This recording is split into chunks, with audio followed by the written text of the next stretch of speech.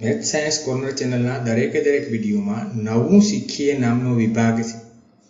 આ વિભાગમાં જે પણ મહત્વની વસ્તુઓ છે એ તમને આપવામાં આવે છે. આ મહત્વના મુદ્દાઓ તમારી નોંધપોથીમાં નોંધી લેજો, જેને કારણે એ ફરીથી જ્યારે પણ પ્રકરણ કરવું પડે, પુનરાવર્તન તો કરવું જ પડશે, પુનરાવર્તન કરો ત્યારે પણ તમને તે કામ લાગશે. આજે નવું શું શીખવાનું છે જોઈએ. આજે નવું શીખવામાં છે, પ્રથમ મુદ્દો છે છેદતી રેખાઓ. છેદતી રેખાઓ એટલે શું એના વિશે છે એ આપણે સમજવાનું છે. પ્રથમ આપણે છેદતી રેખાઓ કોને કહેવાય એ આપણે સમજીએ. કે જો બે રેખાઓ માટે એક સામાન્ય બિંદુ હોય, કોઈ પણ બે રેખા માટે એક સામાન્ય બિંદુ હોય તો તેઓ એકબીજીને છેદે છે તેમ કહેવાય છે. અથવા તો આ રેખાઓને છેદતી રેખાઓ એમ પણ કહેવાય છે. ભૂમિતિ હોય અને આકૃતિઓ ના હોય તેવું તો બનશે જ નહીં. એટલે આપણે આજે છે આપણે રોજબરોજના જે આપણે દરરોજ જોઈએ છે એવા ઉદાહરણો દ્વારા સમજીએ. જો અહીં કુલ 3 ઉદાહરણો તમારી સામે આપેલા છે. પ્રથમ છે એ બ્લેકબોર્ડ છે, બીજું છે એ અંગ્રેજીનો મૂળાક્ષર Y છે, અને ત્રીજું જે છે એ બારીની જાળી છે. આ તમામે તમામ છે એ છેદતી રેખાઓના ઉદાહરણો છે. એ ક્યાંક ને ક્યાંક છેદે છે. છેદતી રેખાઓ છે એના સામાન્ય બિંદુને તેમનું છેદ બિંદુ કહેવાય છે.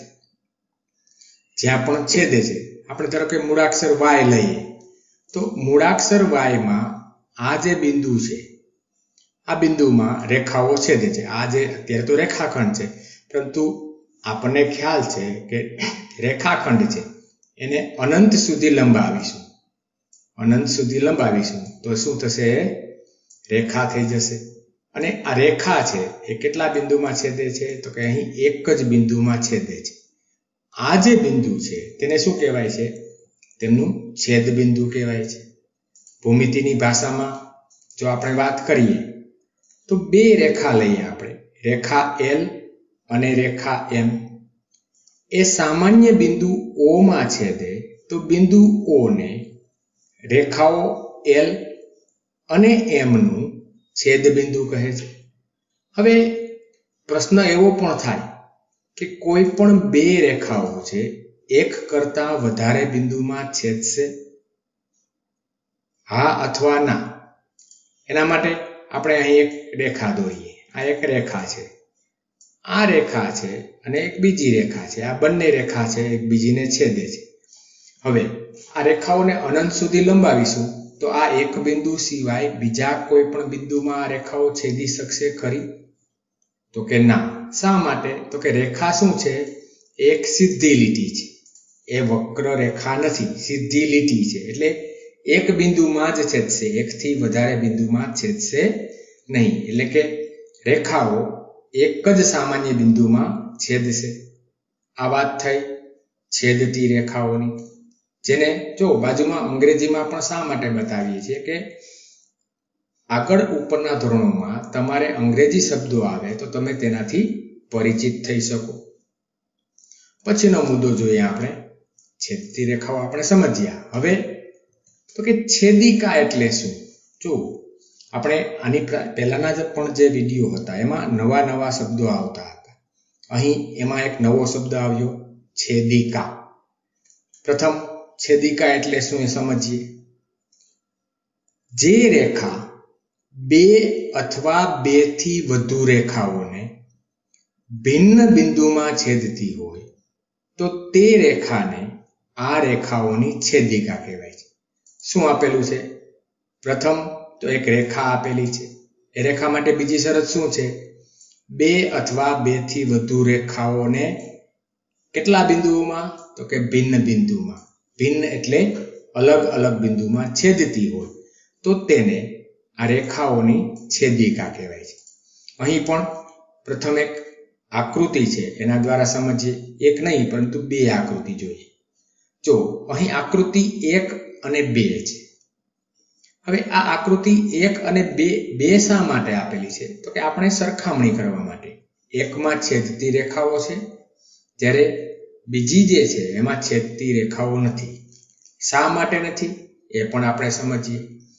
આકૃતિ 1 છે એમાં રેખા P છે.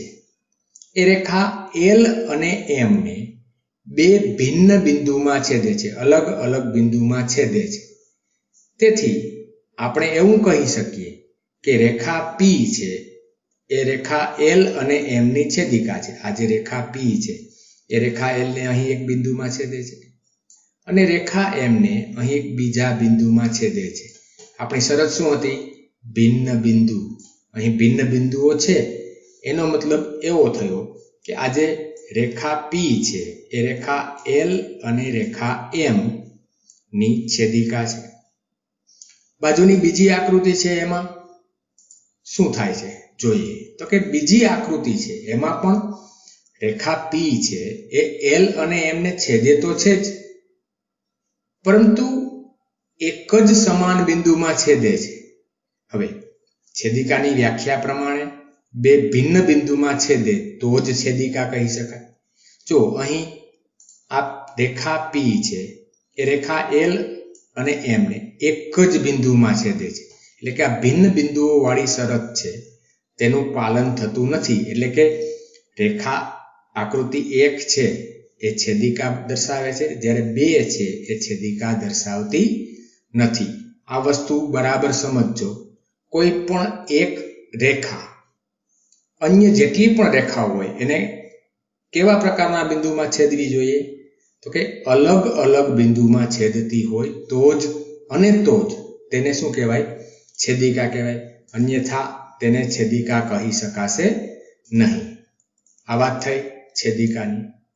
હવે છેદિકા છે એ રેખાઓને જ્યારે પણ છેદશે ત્યારે જુદા જુદા ખૂણાઓ બનશે. જુદા જુદા એટલે કેટલા જોઈએ આપણે. રેખાઓ L અને M ને આપણે ફરીથી પાછી રેખા L અને M લઈએ. એને છેદિકા P છેદે છે એટલે કેટલા ખૂણાઓ રચાય છે? જો આપણે આકૃતિમાં જોઈએ અહીં કુલ 8 ખૂણાઓ બને છે. જો ખૂણો 1 2 3 4 અહીં અને અહીં પાછા ફરીથી પાછા 4 5 6 7 અને 8. હવે આ જે 8 ખૂણાઓ છે, આ 8 ખૂણાઓ છે એ વિશિષ્ટ ખૂણાઓ કહેવાય છે. એના દરેકના અલગ અલગ નામ પણ આપેલા છે. આપણે તે નામ યાદ રાખવાના છે અને ખૂણાઓને ઓળખતા પણ આપણે શીખવાનું છે. કયા કયા જોઈએ આપણે. આ ખૂણા છે એ વિશિષ્ટ ખૂણાઓ છે. એના નામ કઈ રીતે છે? તો આપણે એક એક નામ સમજશું. ખૂણાઓને કઈ રીતે ઓળખવા તે આપણે સમજશું અને એનો જે ઉપયોગ છે દાખલામાં કઈ રીતે કરવો તે આપણે સમજશું. અગાઉ આપણે અભિકોણ વિશે શીખી ગયા છીએ કે જ્યાં પણ અંગ્રેજીનો મૂળાક્ષર x થશે તે બધા કેવા હશે? તો કે અભિકોણ હશે. એ સિવાય અહીં જો આપેલી આકૃતિમાં આપણે અભિકોણની 4 જોડ છે જોવા મળે છે. કઈ કઈ અભિકોણની જોડ છે એ નીચે કોમેન્ટમાં છે મને જણાવજો.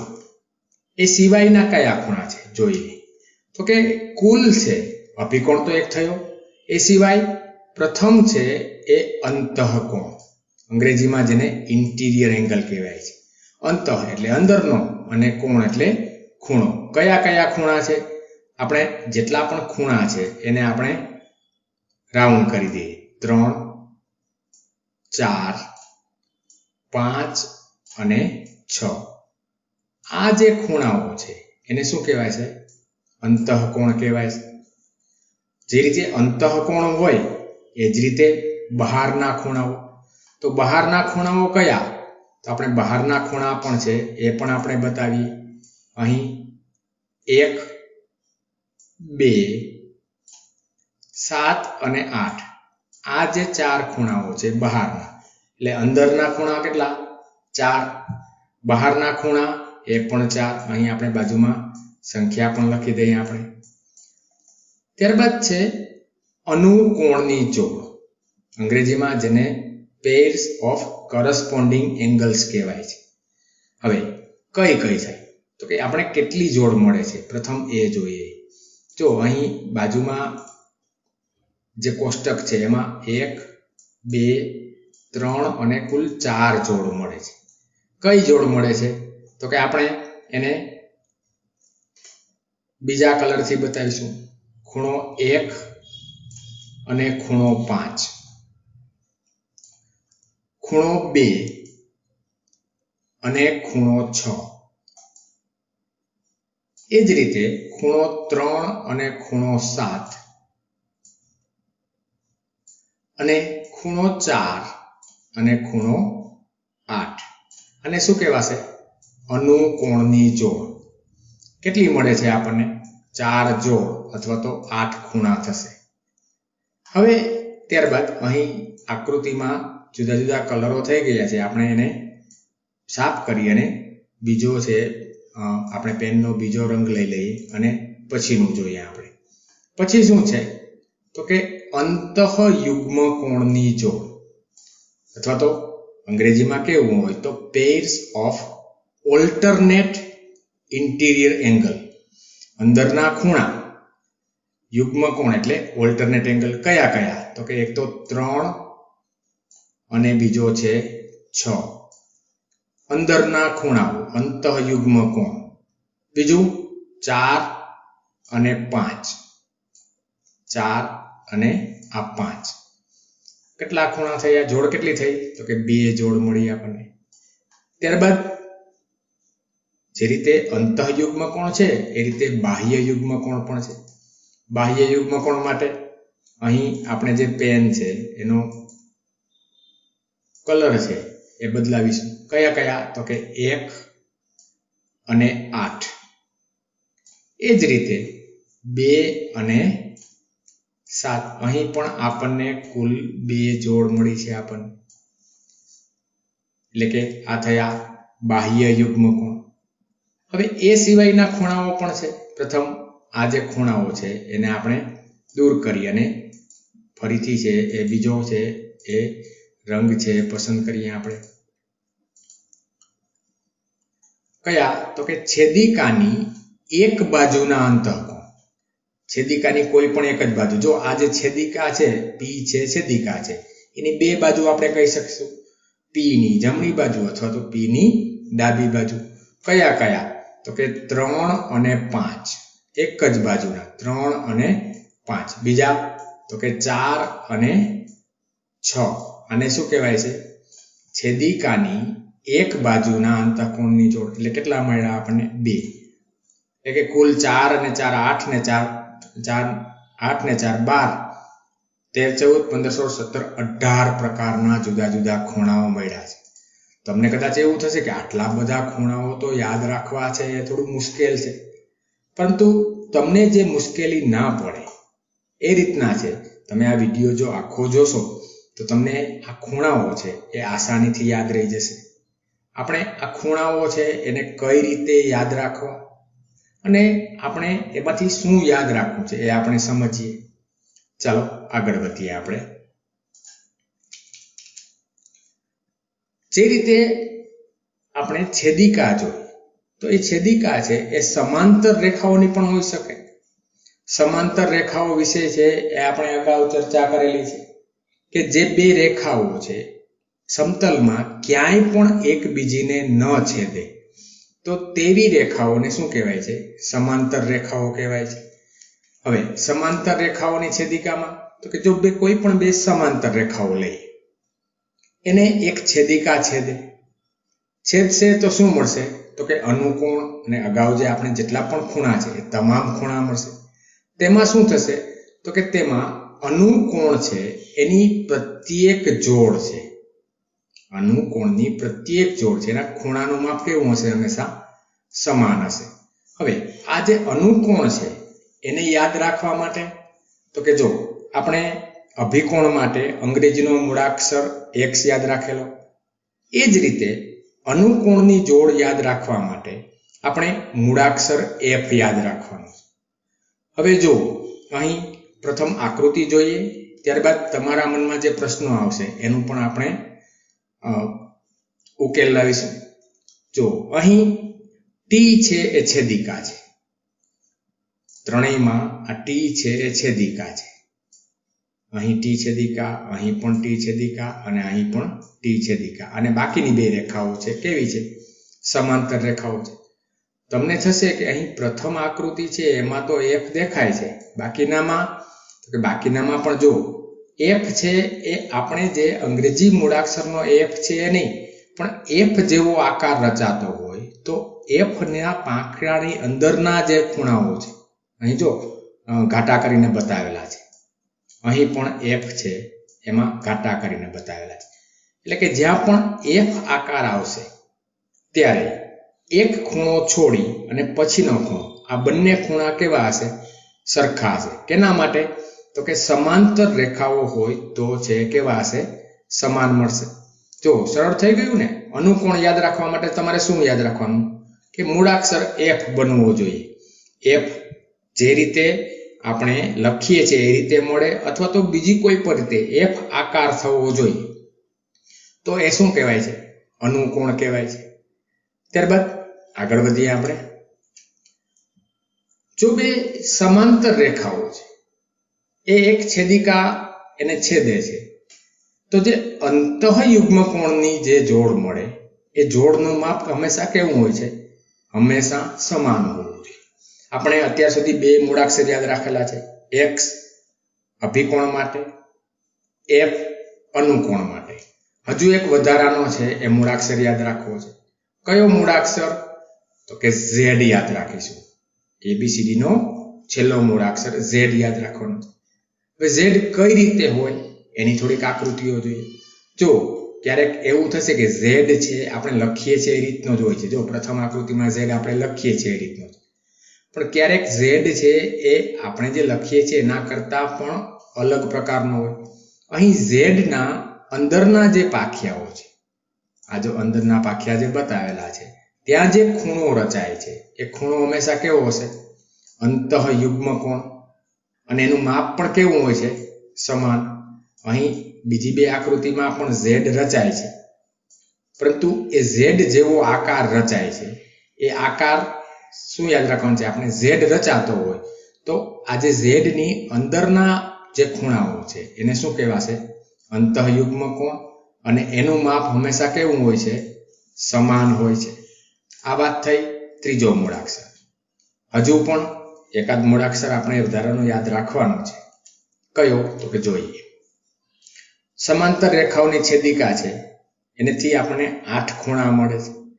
હવે આમાં છેદિકાની એક જ બાજુના અંદરના ખૂણા, અંતઃકોણ, એમનો જો સરવાળો પૂરક હોય એટલે આ ખૂણાઓનો સરવાળો 180 અંશ થતો હોય,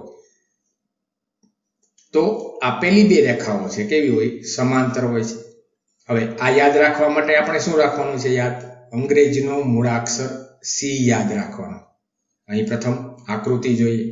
જો અહીં ખૂણો 1 અને ખૂણો 8, સી ના અંદરના ખૂણા. એ જ રીતે આ જે સી છે એ તમે જો અરીસામાં જુઓ તો સી છે આવો દેખાશે. અહીં 3 અને 6, આ 1 અને 8 નો સરવાળો અથવા તો 3 અને 6 નો સરવાળો જો 180 અંશ થતો હોય તો છે આપેલી રેખાઓ છે કેવી હોવી જોઈએ? તો કે સમાંતર રેખાઓ હોવી જોઈએ. અથવા તો અને બીજા શબ્દોમાં કહેશું તો કે આ જે છે એ સમાંતર રેખાઓ છે કે નહીં એની ચકાસણી માટેના જુદા જુદા સ્ટેપ્સ છે.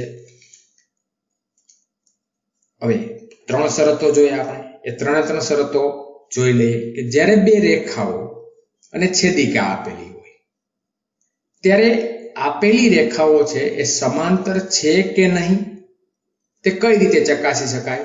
તો કે જુદી જુદી 3 રીતો છે. પ્રથમ રીત તો કે આપણે હમણાં થોડી વાર પહેલા સમજ્યા જ કે જ્યારે છેદિકા છે એ બે રેખાઓને છેદે અને અનુકોણની જોડ છે એ સમાન થતી હોય. અનુકોણ એટલે કયો મૂળાક્ષર?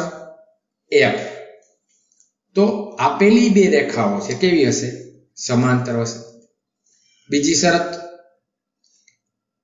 છેદિકા છે, બે રેખાઓને છેદે ત્યારે જો અંતઃયુગ્મ કોણ છે એની જોડ સમાન થતી હોય તો પણ તે બે રેખાઓ સમાંતર હોય છે. જો અહીં અનુકોણ માટે તમારે કયો મૂળાક્ષર યાદ રાખવાનો છે? એફ. અંતઃયુગ્મ કોણ માટે ઝેડ. હજુ ત્રીજો મૂળાક્ષર પણ છે જ કે જ્યારે છેદિકા છે એ બે રેખાઓને છેદે ત્યારે જો છેદિકાની એક બાજુના અંતઃકોણ અંદરના ખૂણા છે એનો સરવાળો જો 180 અંશ થતો હોય તો આપેલી બે રેખાઓ કેવી હશે? સમાંતર હોય છે. એટલે કે અહીં પણ કયો મૂળાક્ષર યાદ રાખવાનો તમારે? અંગ્રેજીનો સી મૂળાક્ષર છે એ તમારે યાદ રાખવાનો. અંગ્રેજી સી મૂળાક્ષર તમને જો ન લાગતો હોય તો મોટો કૌંસ છે એનું એક પાંખિયું છે એ પણ તમે યાદ રાખી શકો. હવે આપેલી રેખાઓ સમાંતર હોય એના માટેની આ ત્રણ શરત છે. આ ત્રણમાંથી કોઈ પણ એક શરત પણ જો સંતોષાતી હોય તો આપેલી બે રેખાઓ છે એ આપણે એમ કહી શકીશું કે આપેલી બે રેખાઓ સમાંતર રેખાઓ છે. આ શરતનો આપણે આ સ્વાધ્યાયમાં આપણે ઉપયોગ કરીશું. હવે આપણે સ્વાધ્યાય 5.2 છે એના પ્રથમ દાખલાઓ છે એ ગણીશું. પ્રથમ પ્રશ્ન એવો છે કે નીચેના દરેક વિધાનમાં જે ગુણધર્મનો ઉપયોગ થયો છે તે આપણે જણાવો છે. આપણને આકૃતિ આપેલી છે અને પ્રથમ પ્રશ્ન આપણને એવો આપેલો છે કે એ અને બી છે એ સમાંતર છે. જો આ જે ઊભા બે લીટા છે એ શેની નિશાની છે? આ જે નિશાની છે એ સમાંતરની છે. ઊભા બે લીટાની નિશાની શેની છે? એ સમાંતરની નિશાની. એટલે યાદ રાખવાનું છે આપણે. આની પહેલા છે આપણે લંબ માટેની નિશાની છે એ ઊંધો ટી છે એ જોઈ ગયા છીએ. જ્યારે આ જે સમાંતરની નિશાની છે એમાં વચ્ચે જો આ રીતે આડો લીટો હશે તો એ સમાંતર નથી, બરાબર નથી. એમાં કઈ રીતે આપણે નિશાની કરીએ છીએ એ જ રીતે આ સમાંતર નથીની નિશાની છે. આપણે શું કરવાનું છે? શું તો કે એ અને બી સમાંતર છે તો શું ખૂણો 1, આ ખૂણો 1 અને 5 છે એ સરખા હોય તો કે હા હશે. શા માટે હશે? તો કે એના માટેનો ગુણધર્મ છે આપણે થોડી વાર પહેલા જ જોઈ ગયા છે. તો કે જો બે સમાંતર રેખાઓની છેદિકા છે એ છેદે તો અનુકોણ. જો ફરીથી અહીં અનુકોણ એટલે કયો આકાર થયો? આપણે આપેલી આકૃતિમાં આકાર શોધવાનો છે. જો અહીં 1 અને 5 માટે કયો આકાર થયો? તો કે આકાર એફ થયો. કયો આકાર થયો? એફ. એટલે અનુકોણ એટલે કેવા હશે? માપ કેવા હોય? સમાન, જે આપણને આપેલું છે. ત્યારબાદ બીજું જોઈએ આપણે. જો ખૂણો 4 અને ખૂણો 6, ખૂણો 4 અને ખૂણો 6 એ બંને જો સરખા હોય તો એ અને બી સમાંતર થશે? તો કે હા થશે. શા માટે? તો કે જો અહીં પ્રથમ આકાર જોવાનો છે. આકાર કયો થયો? ઝેડ. અને ખૂણા કયા આપ્યા? તો કે ઝેડ ના અંદરના પાંખિયાના ખૂણા છે. એટલે કે અહીં અંતઃયુગ્મ કોણની છે એ વાત થઈ છે. એટલે કે બે સમાંતર રેખાઓને છેદિકા છેદે જો ત્યારે અંતઃયુગ્મ કોણની જોડ જો સમાન હોય તો તે બે રેખાઓ કેવી હોય? સમાંતર. એટલે કે જો અહીં પણ જો ત્રણમાંથી કોઈ પણ એક શરત જો સંતોષાય તો આપેલી જે બે રેખાઓ છે એ હંમેશા કેવી મળશે? સમાંતર. ત્રીજું જોઈએ આપણે. ખૂણો 4 અને ખૂણો 5 નો સરવાળો 180 થાય છે. 180 એટલે પૂરક. ખૂણો 4 અને ખૂણો 5 કેવો આકાર થયો? 4 અને 5 સી આકાર થયો. અને સરવાળો કેટલો આપેલો છે આપણને? 180. 4 અને 5 એ કેવા ખૂણાઓ છે? તો કે છેદિકાની એક બાજુના અંતઃકોણ છે. અહીં છેદિકાની એક બાજુના અંતઃકોણ છે એનો સરવાળો છે એ 180 અંશ થાય છે. એટલે પૂરક છે, એટલે કે આપેલી બે રેખાઓ એટલે કે A અને B છે એ બંને કેવી છે? સમાંતર છે. જો તમે આ જે વિડીયોમાં શરૂઆતમાં જે આપણે સમજ્યા છે એ તમે બરાબર સમજ્યા હશો તો આ પ્રશ્નો છે તમે ફટાફટ કરી શકશો. પછીનો જોઈએ આપણે પ્રશ્ન બીજો. આકૃતિ જોઈ અને આપણે એમાંથી જુદા જુદા પ્રકારના ખૂણાઓની જોડ છે શોધવાની છે. પ્રથમ છે અનુકોણની જોડ. અનુકોણની જોડ કેટલી મળશે? તો કે અનુકોણની જોડ છે એ આપણને આ પ્રમાણે મળશે. અનુકોણ માટે આકાર કયો યાદ રાખવાનો છે આપણે? તો કે જ્યારે પણ અનુકોણ આવશે ત્યારે આકાર છે એ F યાદ રાખશું. 1 અને 5. જો આ 1 અને 5 અહીં આપણે દોરીશું તો 1 અને 5 શું બનશે? તો કે F બન્યો, એટલે 1 અને 5. બીજું 2 અને 6, અહીં પણ F બનશે, અહીં બીજી બાજુ લંબાવી દઈશું એટલે 2 અને 6. ત્યારબાદ 4 અને 8.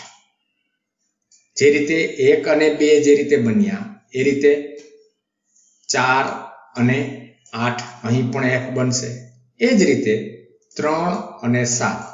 આકાર કયો યાદ રાખવાનો છે અનુકોણ માટે? આપણે F આકાર યાદ રાખવાનો છે. હવે આ અનુકોણની જોડ મળી. કેટલી મળી જોડ આપણને? તો કે 4 જોડ મળી. પછીનો બીજો છે એ અંતઃયુગ્મ કોણ. અંતઃયુગ્મ કોણ કયો આકાર? Z. જો ખૂણો 3 અને ખૂણો 5, ખૂણો 2 અને ખૂણો 8. આકાર કયો યાદ રાખવાનો છે આપણને? Z. 3 અને 5. જો 3 અને 5 આપણે દોરીશું તો શું મળશે આપણને? Z. એ જ રીતે 2 અને 8 દોરીશું તો આપણને ઊંધો Z મળશે. ખૂણા કયા લેવાના છે? અંદરની બાજુના. શા માટે? તો કે અંતઃયુગ્મ કોણ આપણને આપેલા છે. ત્યારબાદ ત્રીજું જોઈએ આપણે. અનુકોણ માટે F યાદ રાખવાનો છે, અંતઃયુગ્મ કોણ માટે Z. ત્રીજું છે એ છેદિકાની એક બાજુના અંતઃકોણની જોડ. કયો આકાર યાદ રાખવાનો છે આપણે? છેદિકાની એક બાજુના અંતઃયુગ્મ કોણ એટલે આપણે અંગ્રેજીનો મૂળાક્ષર C યાદ રાખવાનો છે. કયા કયા મળશે? તો કે 3 અને 8 અને 2 અને 5. આપણે એ પણ લખી નાખીએ. 3 અને 8 અને 2 અને 5. જો તમે આકાર બરાબર ધ્યાનથી અવલોકન કરતા શીખી જશો તો આ ખૂણાઓની જેટલી પણ જોડ છે ને એ એકદમ આસાનીથી મળી જશે. ત્યારબાદ ચોથું જોઈએ આપણે અભિકોણ. અભિકોણ માટે કયો મૂળાક્ષર યાદ રાખવાનો છે આપણે? X મૂળાક્ષર છે યાદ રાખવાનો છે. કેટલા x બને છે આપેલી આકૃતિમાં? તો કે 2x બને છે. 1x બનશે તો અભિકોણની એક જોડ, અભિકોણની કેટલી જોડ મળશે? તો કે 2 જોડ મળશે. એટલે કે અહીં આપણને કુલ જુદી જુદી જોડો કઈ રીતે મળશે? તો કે 1 અને 3 સામસામેની બાજુ, 2 અને 4, 6 અને 8 અને 5 અને 7. આપણે જોઈએ 1 3, એ જ રીતે 2 4 5 7 6 અને 8. અહીં ધ્યાન રાખવા જેવી બાબત એક જ છે કે તમે જો આ અંગ્રેજીના આ મૂળાક્ષરો છે, 4 મૂળાક્ષરો આપણને યાદ રાખવાના છે. F, Z, C અને X. F એટલે અનુકોણ, Z એટલે અંતઃયુગ્મ કોણ, C એટલે છેદિકાની એક બાજુના અંતઃકોણ અને X એટલે અભિકોણ. તમે જો આ 4 આકારો છે એ આપેલી આકૃતિમાં શોધી શકો તો તમારું કામ છે ઘણું બધું સહેલું થઈ જાય છે. ફરીથી પાછું રિપીટ કરું છું. F એટલે અનુકોણ, Z એટલે અંતઃયુગ્મ કોણ, C એટલે છેદિકાની એક બાજુના અંતઃકોણ અને X એટલે અભિકોણ. આ 4 જ મૂળાક્ષરો છે તમારે યાદ રાખવાના છે. હવે